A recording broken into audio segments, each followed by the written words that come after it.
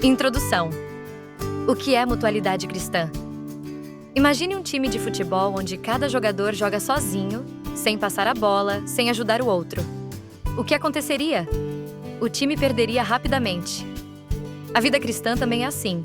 Deus nos criou para vivermos em comunhão, ajudando e servindo uns aos outros. Desde o início, Deus planejou que seu povo fosse unido. Quando Jesus estava prestes a ser crucificado, ele fez uma oração especial ao Pai. Que todos sejam um como tu, ó Pai, o és em mim e eu em ti. João 17:21. Isso mostra que a unidade entre os cristãos não é opcional, mas faz parte do plano de Deus. Mas o que significa ser um? Significa que devemos viver em harmonia, apoiando uns aos outros, perdoando e ajudando. Não se trata apenas de estarmos juntos na igreja, mas de construirmos relacionamentos verdadeiros, baseados no amor de Cristo. Hoje vamos aprender como essa mutualidade se aplica no nosso dia a dia e como podemos vivê-la da maneira que Deus deseja. Tópico 1. O significado da mutualidade cristã. A palavra mutualidade vem do latim e significa dar e receber, ou seja, envolve troca, reciprocidade e cuidado mútuo. Na Bíblia, a expressão uns aos outros aparece mais de 100 vezes, sempre nos ensinando como devemos nos tratar. Veja alguns exemplos de mutualidade que encontramos na Palavra de Deus. João 15:17. Amem-se uns aos outros. Romanos 15:7. Acolham-se uns aos outros.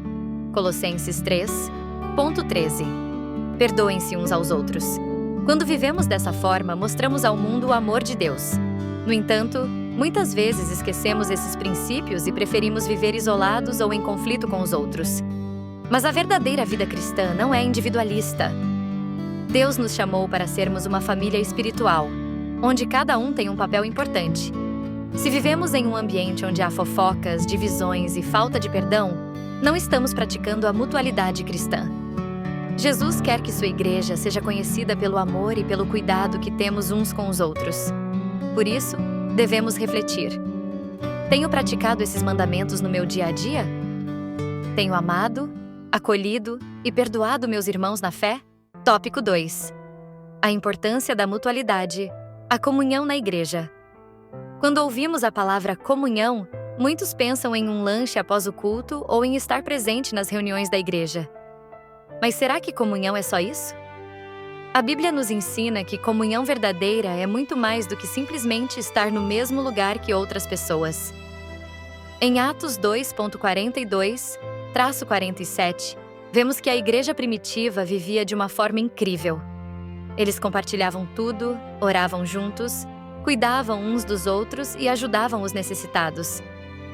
Essa união não acontecia apenas dentro do templo, mas também no dia a dia.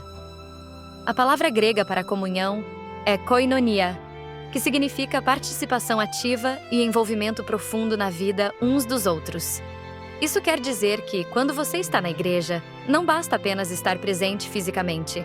É preciso se importar de verdade com as pessoas ao seu redor. Exemplo prático. Você conhece as dificuldades dos irmãos da sua igreja? Você ora por eles? Ou você apenas chega, participa do culto e vai embora sem nem perceber quem estava ao seu lado? Quando não praticamos a comunhão verdadeira, estamos enfraquecendo o corpo de Cristo. Uma igreja onde as pessoas não se ajudam e não se preocupam umas com as outras não está vivendo o propósito de Deus. Por isso, precisamos buscar essa comunhão genuína e nos perguntar: estou vivendo em comunhão ou apenas frequentando os cultos? Os dons espirituais e a mutualidade. Na Bíblia, Paulo ensina que os dons espirituais são dados pelo Espírito Santo para o bem comum e não para benefício próprio. Em 1 Coríntios 12, ele compara a igreja ao corpo humano.